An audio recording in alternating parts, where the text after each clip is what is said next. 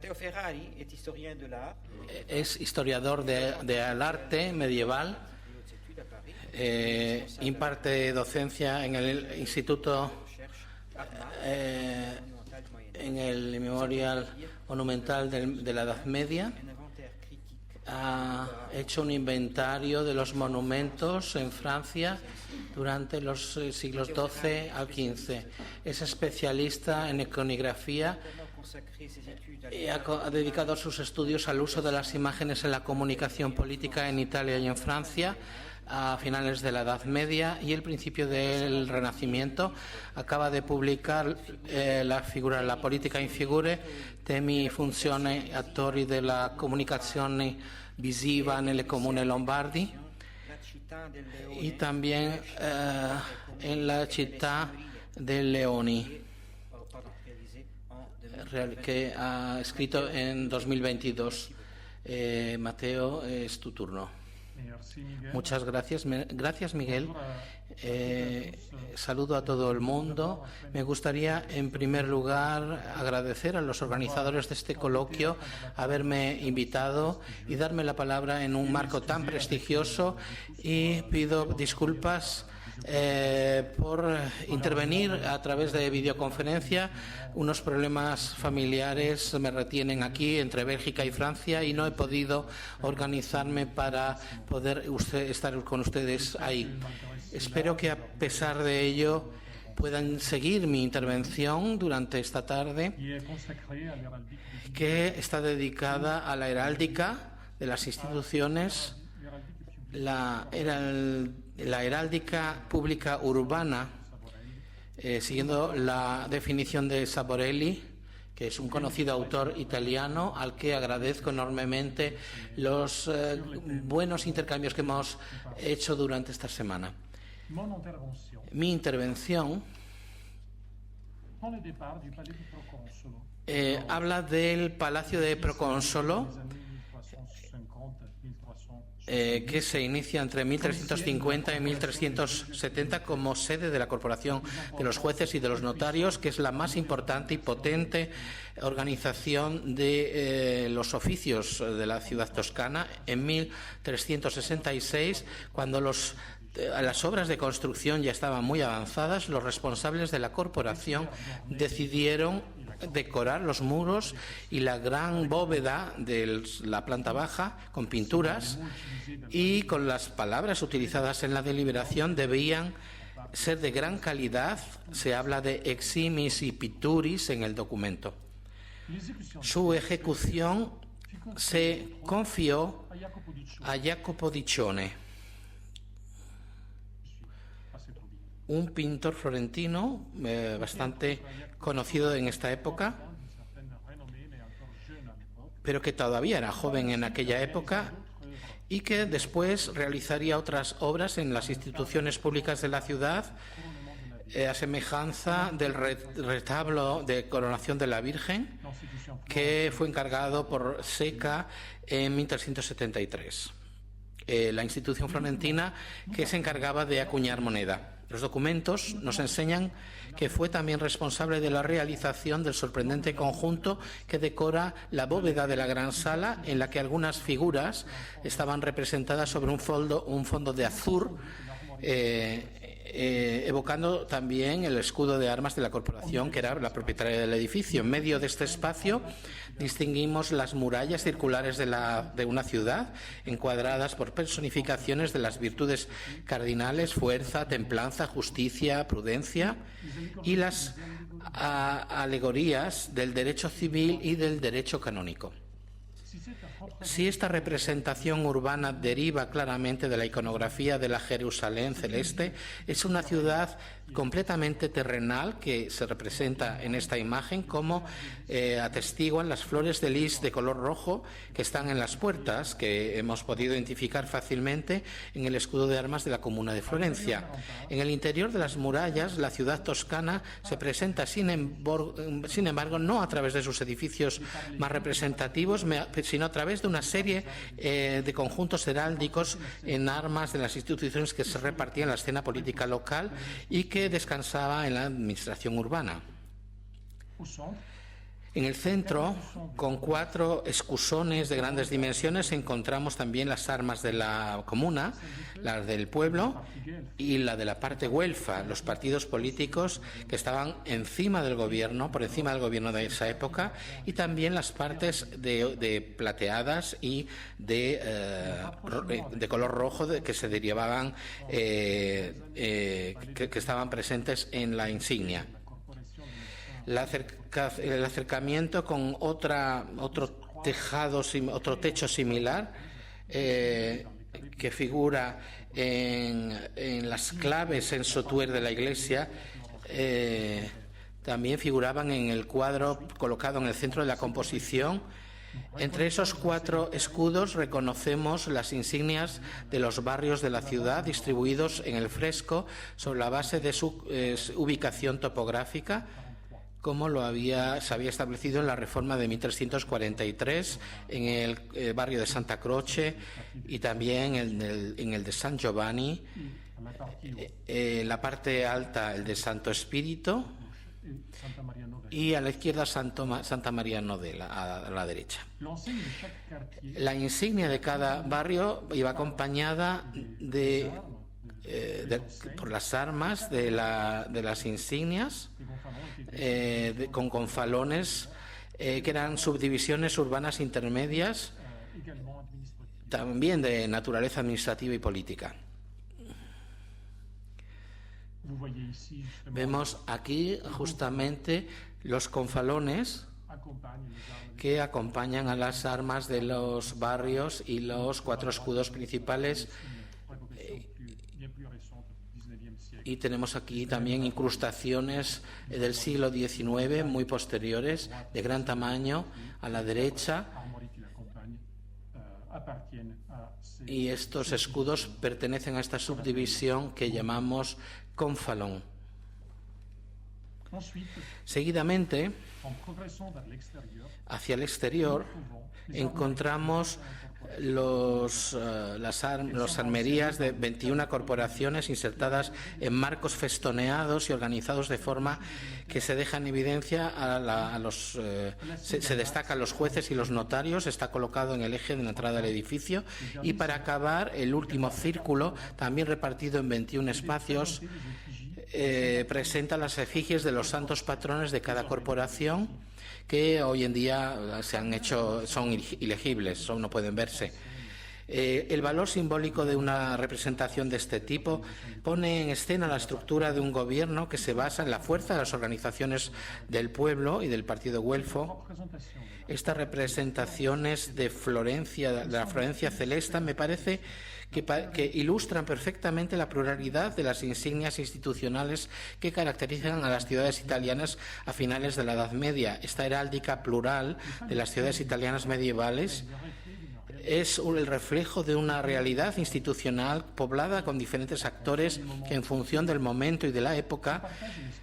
comparten el espacio político ciudadano y actúan de formas distintas en el seno de los organismos de gobierno. Si el fenómeno afecta sobre todo a finales del siglo XIV y principios del XV, encontramos las raíces en el origen de la propia experiencia comunal. Las organizaciones políticas civiles se habían impuesto a la cabeza de las ciudades de Italia del norte y del centro entre el siglo XI y el XII, y encarnan la identidad de la ciudad, representando a la institución nueva que la gobierna, respondiendo también a las exigencias prácticas. Las menciones escritas de estas insignias son demasiado vagas y los testimonios son relativamente tardíos para captar el momento exacto en donde los emblemas municipales nacieron. Encontramos en cualquier caso testimonios muy numerosos a partir del siglo XII, mediados del siglo XII, como los estandartes decorados con emblemas cívicos que adoptan simples particiones o figuras geométricas como cruces y aparecen también en un contexto militar. Se fijan en el asta del carrocho, el carro de guerra que acompaña al ejército comunal en el campo de batalla. Podían incluso servir para marcar las relaciones de alianza, como lo atestigua la concesión en 1155 por parte de las autoridades de Milán de una insignia de gules en la cruz de plata en los habitantes de Tortona.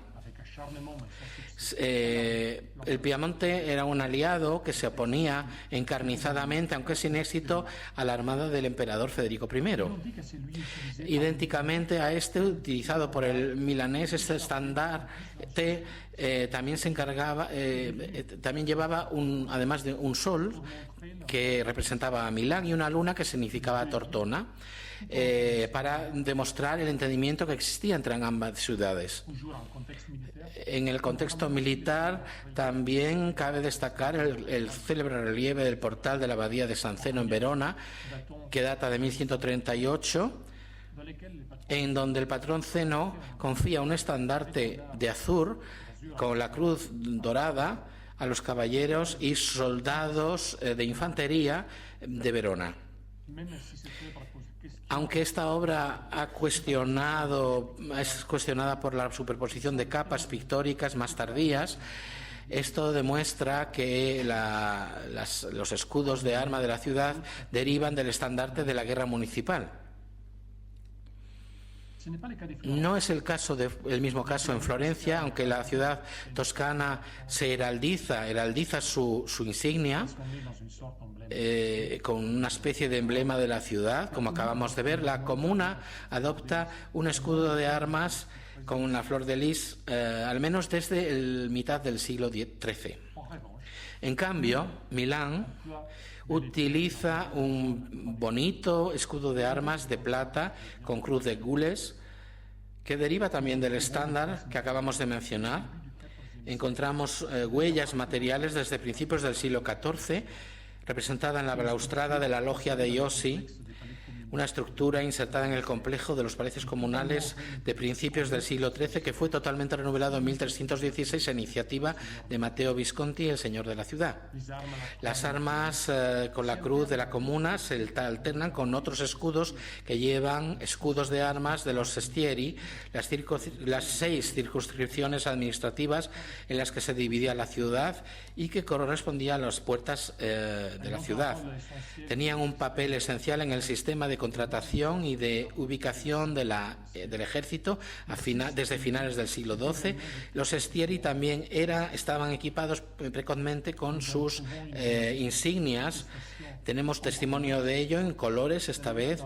en las pinturas murales, hoy ya muy fragmentadas, que decoraban la gran sala de palacio de la comuna de Milán y que pueden ver ahí a la derecha de la imagen. Desde 1960 a 1270 presentan personajes que han sido identificados por inscripciones que están medio borradas. También las puertas de la ciudad que coinciden con las que se describen algunos años más tarde en los principales cronistas de Milán. Si la comuna de Milán se había equipado de unos escudos de armas antes de mediados del siglo XII, la creación de los emblemas de esos barrios dataría más bien de la primera mitad del siglo XIII, época en donde se producen las primeras reformas importantes de la administración urbana. Son testimonio precoz de esta heráldica secundaria, como el caso del escudo con acuartelado de Porta Comacchina, que aparece dibujado en un pergamino de los años 1250. Este escudo de armas debía indicar que los actos judiciales contenidos en el interior del registro afectaban a este barrio de la ciudad. Y encontramos también esto en otras ciudades para organizar una parte de la documentación generada por sus oficinas. Ofreciendo un buen ejemplo de la variedad en el uso de los escudos institucionales urbanos, estos documentos archivísticos contribuyen a mostrar la difusión de esta heráldica institucional relacionada con las subdivisiones territoriales internas de las ciudades, que llamaban terzi, quartieri, sestieri o rioni. El fenómeno no se documenta hasta finales de la Edad Media, solamente en una decena de comunas, sobre todo en la parte norte del país, y que vienen a sumarse después ciudades más meridionales como L'Aquila o Nápoles, con la creación del mismo sistema de subdivisión administrativa de la ciudad. En Cremona, las insignias de los barrios de la ciudad se presentan en un relieve que data de 1292 al lado del estandarte con la cruz que da a la ciudad el emperador Enrique VI, que parece haber sido utilizado como insignia militar cuando la ciudad se sirve de un escudo desde principios del siglo XIV. Presentan todos un león, y estos emblemas aparecían en los blindajes o escudos de los soldados de las milicias comunales. Además, en Toscana, en la ciudad de Prato, los barrios de la ciudad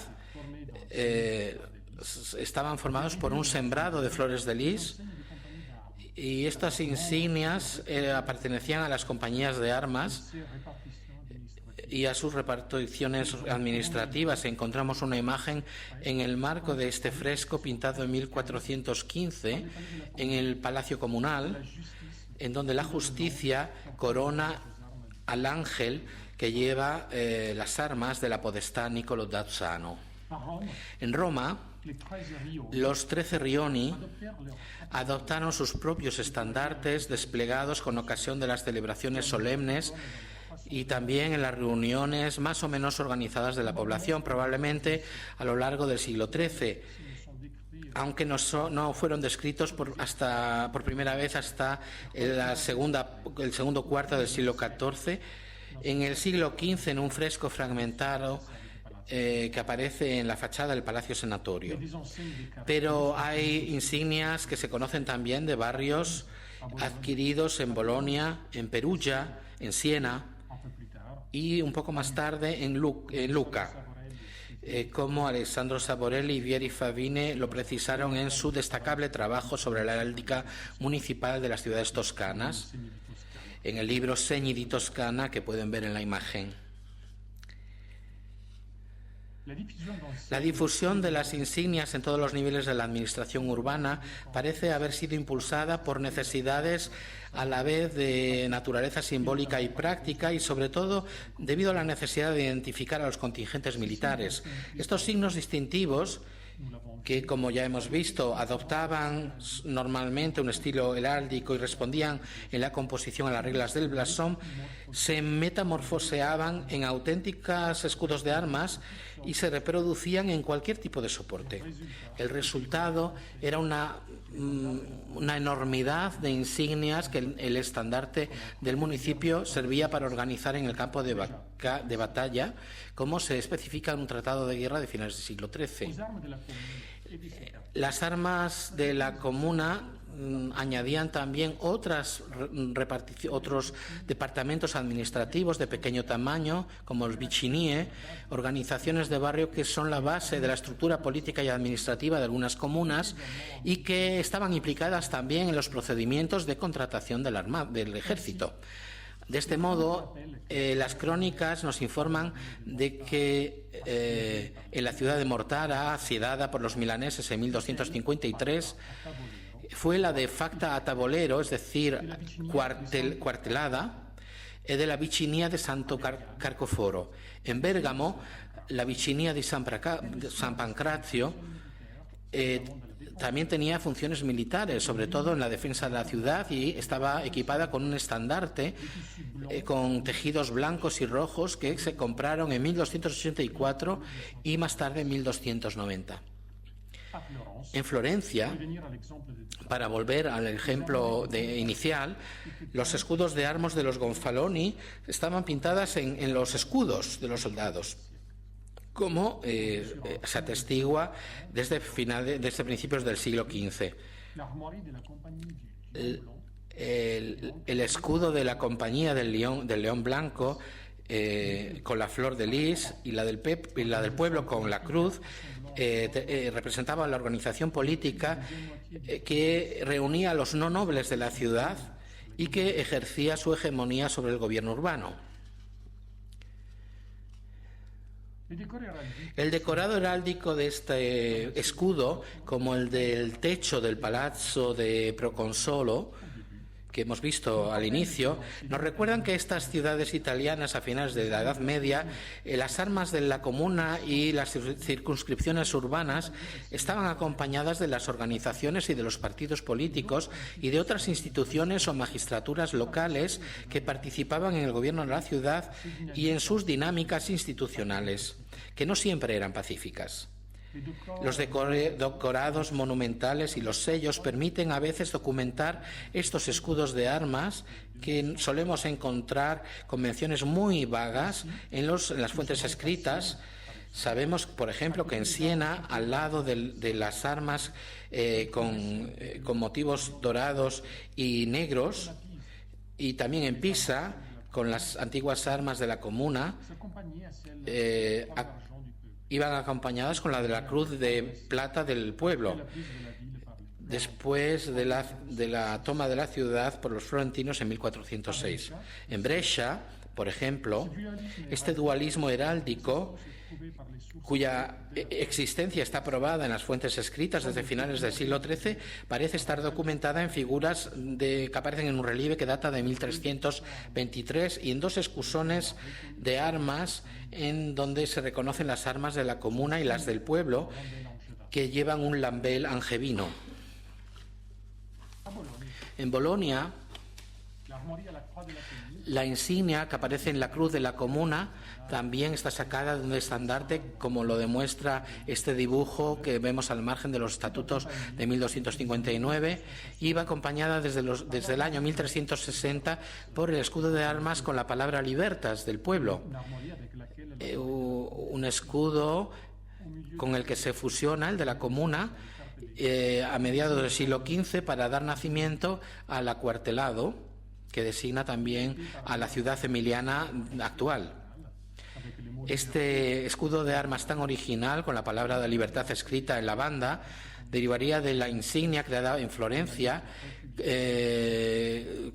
la lucha republicana contra los tiranos de mediados del siglo XIV. En Florencia, esta misma insignia fue utilizada en la guerra contra los estados pontificios de 1375 a 1378, siendo adoptada en 1458 como insignia por los priores de la libertad, que eran los organismos que estaban en la cabeza del Ejecutivo.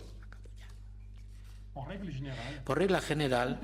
todas las magistraturas y organizaciones políticas activas de la ciudad se dotaban de insignias que a veces se limitaban a reproducir la imagen del santo patrón o de cualquier otro elemento que caracterizase a la ciudad, pero que solían adoptar también una iconografía más heráldica y que aparecían en forma de escudos de armas. Podemos verlo en Florencia, en donde la insignia del partido güelfo, documentado precozmente por los sellos, conocía también una versión más heráldica en sentido estricto. También el mismo proceso se pone de manifiesto en otras ciudades y en otros pueblos de menor tamaño, en donde las facciones políticas y las diferentes magistraturas adoptaron signos distintivos desde el siglo XIII. Vemos aquí algunos ejemplos en las matrices de los sellos conservados en la colección de sellos del Museo de Bargello en Florencia. Comunas, organizaciones políticas y facciones, magistraturas, son los elementos que participaban en la creación de un sistema heráldico extremadamente nutrido y articulado que parece no tener fin. En el final del escalafón hay otros organismos que también forman parte de la organización de la comuna y que también poseían sus propios insignias, como compañías militares activas, compuesto por el ejército municipal para el control de la seguridad de la ciudad. En Brescia, a mediados del siglo XIII, existía una compañía de caballeros, a los que llamaban los leones coronados, debido a las armas en donde figuraban en sus escudos. mientras que en Pisa la insignia de la compañía militar de Kinshika había sido representada en una de las puertas de la ciudad al lado de la cruz y del escudo de la ciudad. En Bolonia, desde principios del siglo XIII y al lado de los organismos de los oficios que contaban con sus propias insignias, se constituyeron hasta unas 30 compañías en las que se daban cita personas que habitaban en la misma zona de la ciudad,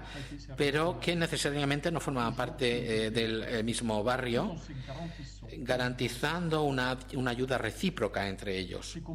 Estas compañías estaban dotadas de una insignia que los identificaba mejor. Estos emblemas representados en el estándar de la compañía y en las armas de las milicias, en las sillas de montar, en los escudos y los cascos de los caballeros, por ejemplo,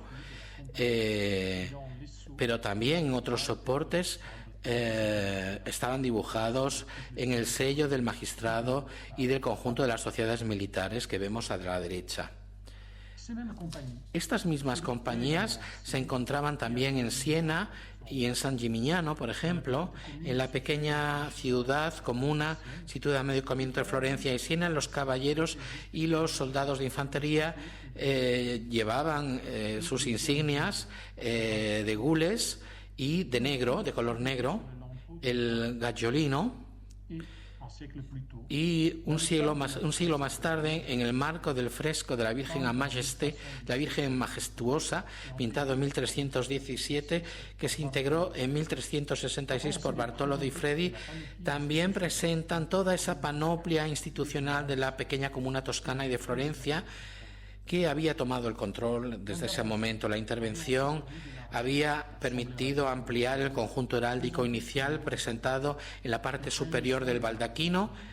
y se reúnen ahí las armas de la comuna, de los Anjou del pueblo y de Nelo de Tolomei, que era la podestá y capitán del pueblo de la ciudad y que fue pintado en 1317 con el escudo, con el águila, la insignia del partido de Güelfo en Florencia, que data de 1366. Esta pintura mural de San Gimignano, como acabamos de ver,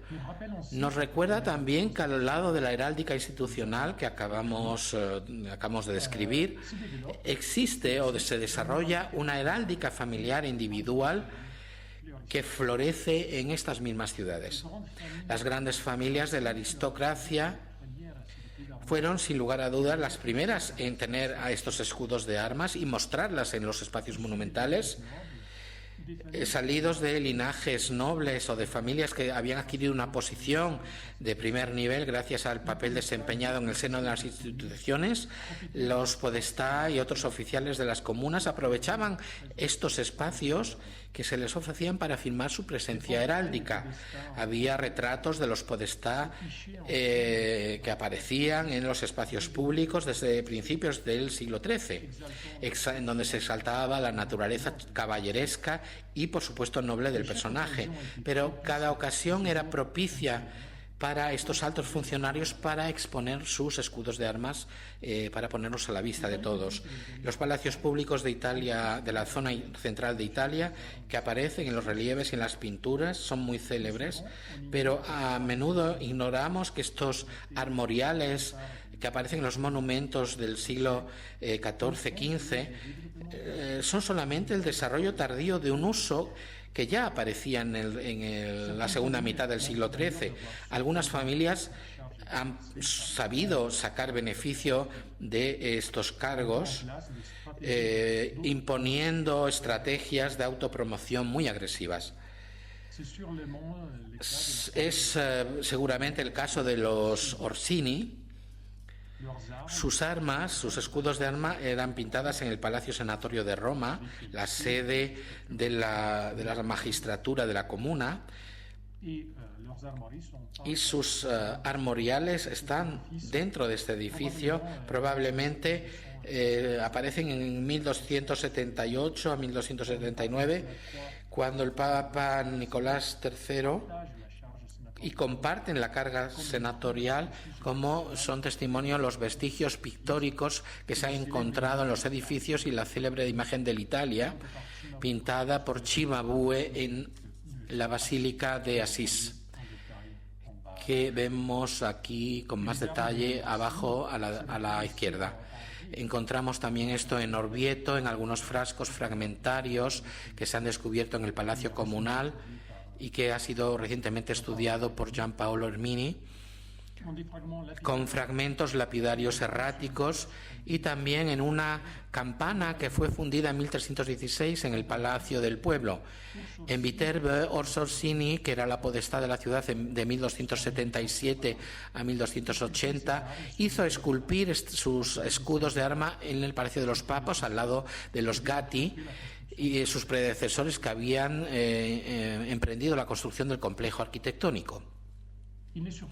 No es sorprendente, por consiguiente, que en esta época las normas que regulaban la exposición de los armoriales en el espacio público habían sido introducidas en algunas comunas para prohibir la representación de cualquier escudo de armas individual y borrar aquellos que ya existían. Es el signo evidente de una tradición muy bien estructurada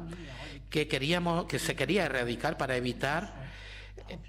que los poderosos aprovechasen la visibilidad que se garantizaban en las oficinas públicas y aumentar su influencia.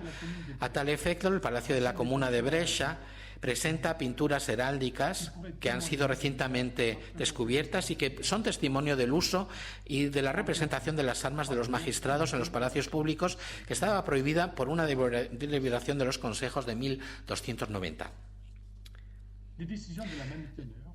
Había decisiones del mismo en el mismo sentido en Siena, en Florencia, en Prato, en Gubbio y en otros lugares. En Perugia, en donde las armas de los podestá y de los capitanes del pueblo iban acompañados a veces de su retrato entre los años 1290 y 1297, se decidió borrar este armorial y el retrato del capitán y borrar omnia insignia et arma que figuraban en los palacios comunales, prohibiendo la realización de nuevos escudos en el futuro. Para finalizar, fueron eliminados temporalmente de los edificios públicos o sometidos a la autorización de otros organismos comunales. Estos armoriales representados en lugares menos visibles, con coberturas de los registros, contenían actos generados por los oficiales comunales, sobre todo en lo que atañía a los procedimientos judiciales. Desde la segunda mitad del siglo XIII esta práctica se consolida en numerosas ciudades y perdura hasta la época actual. Esto está relacionado con prácticas de archivística y con procedimientos de evaluación de la actividad. Los armoriales de los funcionarios, de los magistrados urbanos y de los departamentos administrativos de la ciudad se unen, dando testimonio una vez más de la pluralidad de la heráldica institucional de las ciudades comunales de Italia. Gracias por su atención.